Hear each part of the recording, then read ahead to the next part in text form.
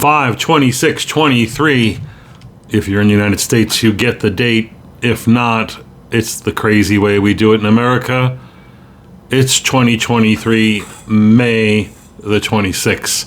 This is the Room Now podcast. Hi, I'm Jack Cush, executive editor of RoomNow.com. A lot happening this week. Let's get right into it. Let's start with biosimilars. We reported there's going to be 8 new biosimilars of adalimumab in 2023. Wait, hold the presses. There's a 9th. It's called Euflema. Not sure where it's from and whatnot, but it looks like the adalimumab biosimilar count keeps rising. But what I reported this week, actually, I thought was more important, and that was, of all the biosimilars of adalimumab, only one just came out that's a pen, and that's the Cytelzo. It's an auto-injector of adalimumab. So we are getting more back to a newer, cheaper version of biologics. I think it's a good move. Here's a study about fibromyalgia and GI manifestations. You know, my patients with fibromyalgia do have a lot of GI manifestations, probably above and beyond irritable bowel syndrome. This study was a retrospective EMR study from Israel, and it looked at almost 19,000 fibromyalgia patients, compared them 1 to 2 with controls, and showed that FM patients have significantly more, as you'd expect, irritable bowel syndrome, 4.6-fold higher. But did you expect GERD to be increased? 2.6 higher. Peptic ulcer disease, 2-fold higher. Celiac disease, 2-fold higher, but no increase in GI malignancies. The question is GERD and peptic ulcer disease and celiac disease really increased in fibromyalgia? Or do fibromyalgia patients seek more medical help and get more diagnoses, deservedly or not? Actually, I think that fibromyalgia patients do have a higher risk of all these GI manifestations, because these are common GI manifestations in the population, as is fibromyalgia. So these are co-associations. Is it causal or casual? Someday someone will tell me. We always point to the specificity of double-stranded DNA, and I like this report, a serological analysis of double-stranded DNA positivity in 3,500 SLE patients with almost 40,000 patient visits with serologies. Persistently positive double-stranded DNA, what's the number? I always thought it was above 20%. This says 29.5%. And in 34%, double-stranded DNAs did fluctuate, meaning it went up and down. So let me just make that point. 29% persistent, 34% fluctuating. I've always taught that the predictive value of double-stranded DNA is based on when it can go up and down with activity in response to therapy. Based on those numbers, there's a 5% difference, suggesting very few patients, or basically that's 5 out of 35, or 1 in 7, or is it 5% overall? Would the double-stranded DNA being fluctuating predict outcomes? But turns out that both persistently positive and fluctuating double-stranded DNAs do predict a higher rate of flares. Now, it may not be one-to-one, visit-to-visit, but nonetheless, having persistently positive 56% higher risk of flare, having fluctuating 46% higher risk of flare, and then doubling of the double-stranded DNA was associated with about a 1/3 increase in flare rates, a 33 to 36% higher risk. These are all significant numbers. I think that often we don't pay attention to lymphadenopathy in SLE patients. They got so much going on with them. Maybe we don't start looking for lymph nodes, epitrochlear, unusual places beyond the neck. Axillary palpation is never fun, don't you think? But we got to do it. So here's a 14-year study of 255 lupus patients and looked at the incidence of lymphadenopathy. It was found in 33% of lupus patients. Turns out that in less than 1%, 0.8%, it was due to lymphoma, and 0.4% it was due to tuberculosis. Turns out that having lymphadenopathy was associated with other manifestations of lupus: 3-fold higher risk of fever, 4-fold higher risk of pericarditis, threefold higher risk of membranous glomerulonephritis and leukopenia. Having lymphadenopathy was not associated with weight loss, myocarditis, or myositis. The bottom line is that if it's atypical or unusual or unexpected, don't be hesitant to do a biopsy to show that it is due to lupus and not due to lymphoma or other causes. The Spanish registry, the Biosimilars, looked at RA and ankylosing spondylitis and psoriatic arthritis patients on biologics, and they wanted to look specifically at those patients who had been previously been treated with a biologic, who went into remission, and of their 3366 patients, only 80 patients, or 2.4%, developed remission that led to biologic discontinuation. So it's not common, which is my point all along. This quest for monotherapy, this quest to wean therapy, the quest to get off, is kind of nonsensical when you spend your whole life worrying about these patients, and it's difficult to get them under control. And what are the odds that they're going to go into drug-free remission and stay there? In this Spanish study, it's only 2.4%. That doesn't sway me. The risk factors for being able to discontinue with being in remission is having a short disease duration, not having had prior conventional DMARDs, or prior shorter use of other biologic DMARDs. Overall, not unexpected, less success with discontinuation if the patient was a smoker or was ACPA positive. Again, I'm not having many conversations with my patients about lessening therapy, but my patients are talking to me about lessening therapy, and I can guide them, but I'm not gung-ho about that. I'm more about control than I am about drug-free remission. I might as well be buying lottery tickets all the time. The InBuild study, as you know, is a pivotal study that led to the approval of nintedanib for use in all-cause ILD. That was a 663 patient study. They did a sub-analysis of that, looking at the patients who had rheumatoid arthritis-associated ILD, and they looked to see what the outcomes were.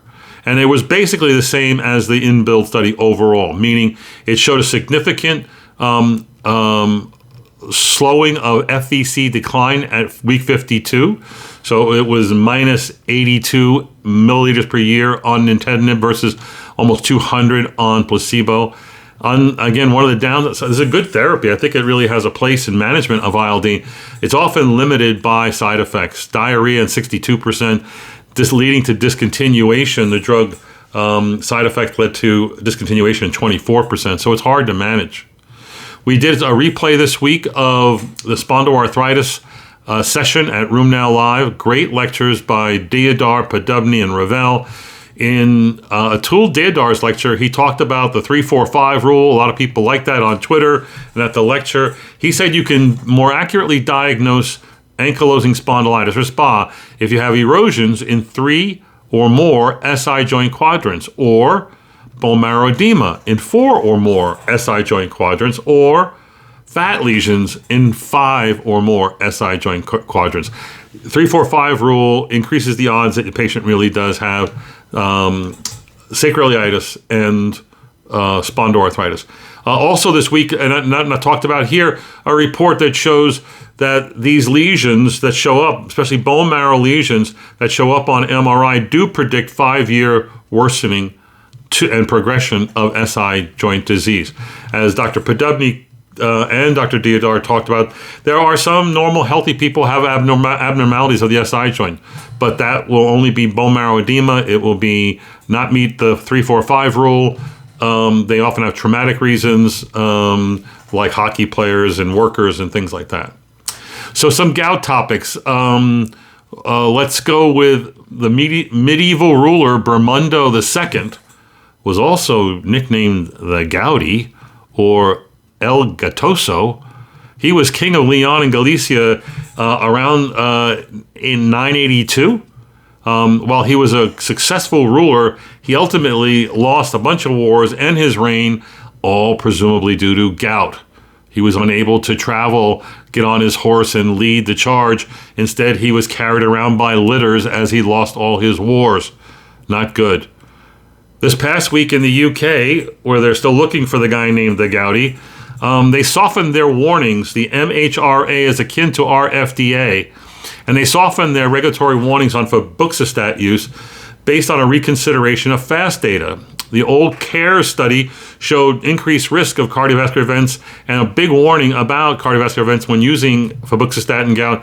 The FAST study, which was a follow-up, didn't show so much. So they kind of softened their warning, stating that you should exercise caution if considering febuxostat in gout patients with a prior history of major cardiovascular disease. They also think you should worry if there's a high urate load or tophi load, or when starting urate-lowering therapy. You're starting febuxostat. Are you not starting urate-lowering therapy? Hello. Lastly, colchicine, a drug known to work in gout, was shown this week in a Danish trial of 100 hand OA patients that it doesn't work. These are elderly patients who met the criteria for hand OA, given placebo or colchicine 0.5 BID 12 weeks. No difference in the outcomes. Both groups got a little bit better and not so much. Another example where colchicine doesn't work. It doesn't really work as an anti-inflammatory other than in FMF. I use it. I almost never use it in gout anymore, not since they increased the price of it. I use nonsteroidals and steroids. Colchicine doesn't work in Still's disease and autoinflammatory disease. So it's important to know that. I know it's cheap in some countries and expensive in the United States, but you need to know where it works. What also works? Upadacitinib in the EU this week was given in the US. The FDA approved upadacitinib or Rinvoq for use in moderate to severely active Crohn's disease based on the UXC, the UXL, and the UENDURE study, the last one being a maintenance trial. This is the 7th FDA approval for upadacitinib in the United States. We're going to end with pain. A Cochrane meta-analysis about antidepressant use for pain shows that they don't work across the board, a bunch of them. And the data is heterogeneous, there's problems with bias. The most of the data was not convincing. They did suggest that there's one small exception, and that is duloxetine, only at the standard dose of 60 milligrams once a day. Not higher doses, not lower doses, but and especially not at higher doses. So the antidepressant use to control pain, probably not such a great idea. Are you adding toxicity and getting no benefit? I certainly will use antidepressants when depression's in play. I'll use as adjunctive therapy to control pain. And FM, it's hard to control, but this data would probably say not so much. But again, not all those studies were like that scenario. These were pain of many different causes, including OA pain, mechanical pain, etc. Lastly, the burden of chronic pain in the United States. This is the results of the National Hospital Inpatient Survey. It showed that the incidence of chronic pain is about 50 cases per 1,000. That's new cases of chronic pain. The rates of persistent chronic pain is about 462 per 1,000. Or persistent high-grade chronic pain, 361 cases. These are very high numbers. And their point was that chronic pain is more of a problem in the elderly or as we get older. And that this chronic pain statistic is actually significantly higher than the incidence or prevalence of depression and diabetes, two other major public health problems. This says that chronic pain is an even greater public health problem. That's it for this week on the podcast. Tune in next week for more. You can go to the website and check out these citations if you'd like to read more. Next week, Tuesday night, rheumatology is a replay of a second RA session with great lectures by John Kay and others that hopefully you'll enjoy that. That's Tuesday night. We'll see you next week. Be sure to watch our EULAR coverage starting next Wednesday. Wednesday, Thursday, Friday, over the weekend, and the following Monday. We've got lined up a bunch of great reporters, videos, podcasts, and articles, all coming from EULAR in Milan. Be there, or at least be there on Room Now.